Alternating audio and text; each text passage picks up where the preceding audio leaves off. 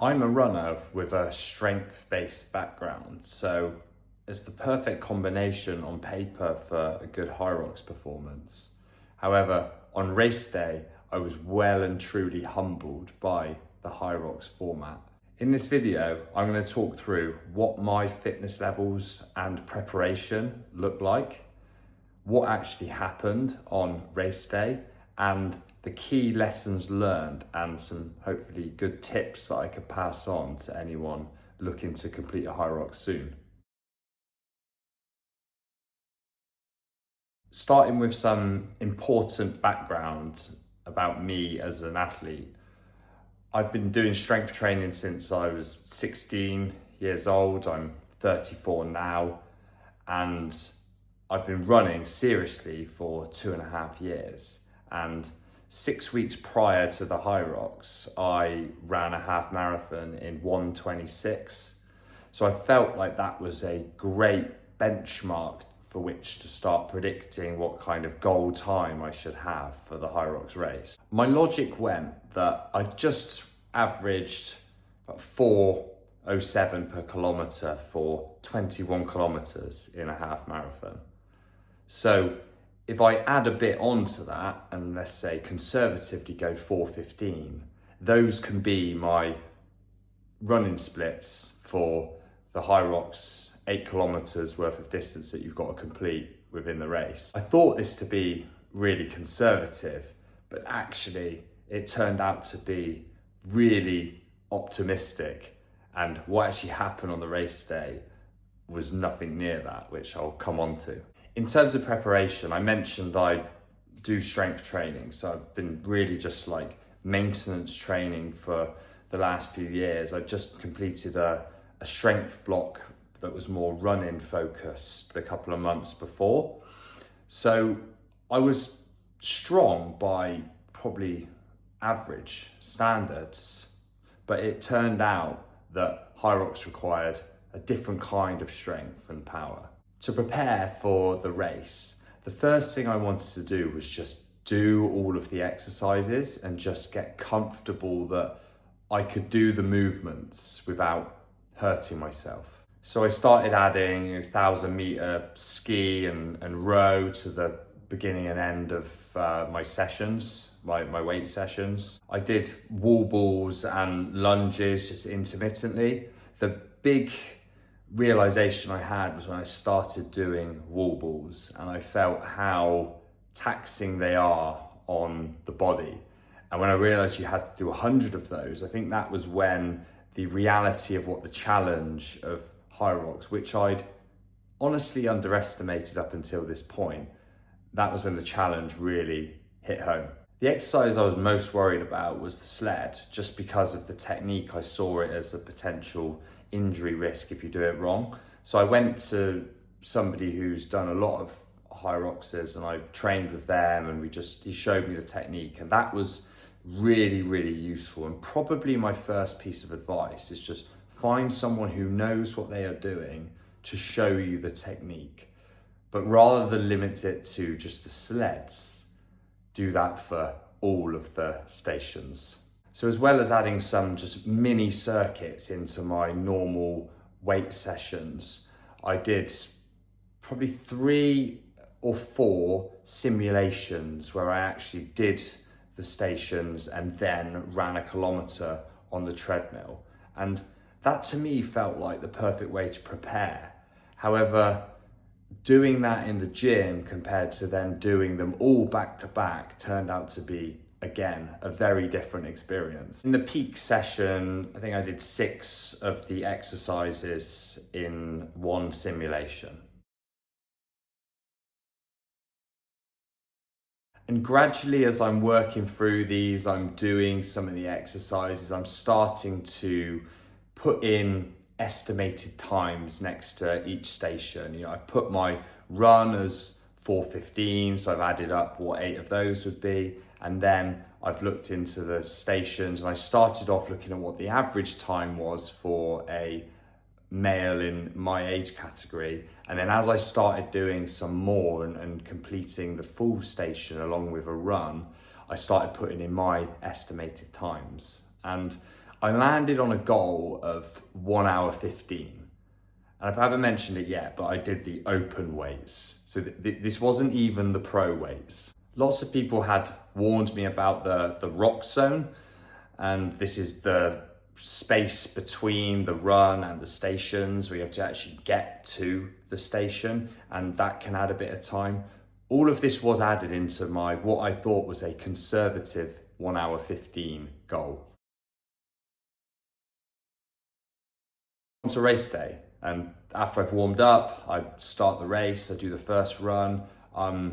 It's hard to track how fast you're actually going, and I did the Cardiff Hyrox, so I was doing multiple laps around the pitch in the stadium, and I feel like the laps were all a different length. So to actually keep track of how fast you're running, and watches don't work properly. So that was the first thing I found, that I was having to go by feel.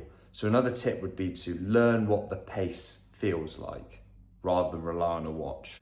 Then I get to the ski, and I just saw this as one to just maintain a consistent effort level and not gas myself out too early. I did that, got through it in the expected time, started the next run, and was fairly confident with how things were going. Then I moved on to the sled push, and even though this is only the second station, this is where things started to fall apart. So the setup I had was back and forth on a track. So you had to turn around 4 times. And I did this and it was okay, but then what happened was when I went to do the next run, which I anticipated being one of my strengths because of the amount of running I do, my legs just did not want to work. It was as simple as that. And here the reality starts setting in of how long there is to go, and I'm not able to attack the running like I expected I would be able to. Then I come on to the sled pull, and I end up getting a penalty on it because of my feet going out the front and out the back of the box. So practice the distance that you actually have in the box, and also remember that you're going to be sharing that with someone. So as you chuck the rope to the side, your box is basically just becoming full of rope. So I ended up getting a penalty, and at the time I didn't know how much this was. So that obviously mentally set me back a little bit. As I'm running around, I eventually see on the screen that it's a 45-second penalty. So at least I know what to deal with. Then I get onto the burpees, and honestly, they can just do one. I had practiced burpees and I'd felt like I was actually okay at them.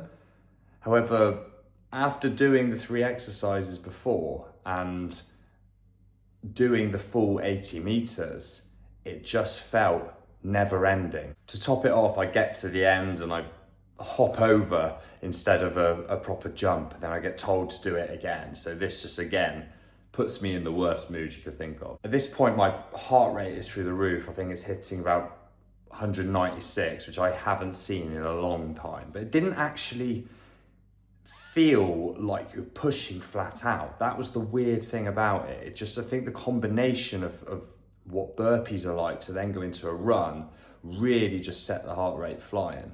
So I really just used the row as a recovery. I did the run, and I was finding my running experience was coming into play because, at least I was able to recover around the runs.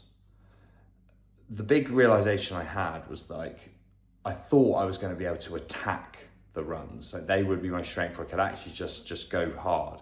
But I always found like they were just a recovery. As I'm approaching Farmer's Carry, I start feeling a little bit of a cramp in my right quad. And all I can think about is I've got lunges to do. And I've never done 100 meters worth of lunges. The Farmer's Carry, again, I did not do anywhere near as well as I thought I would. It was a 50-meter track, so you're doing that 4 times, and I probably dropped it, 3 times, maybe even 4, and really that was a pretty disappointing time there. Then the lunges, and that was disgusting, to say the least. I definitely made the mistake of just trying to do too many in the first set, and then it was just purely, getting a few lunges in and lactic acid building up instantly.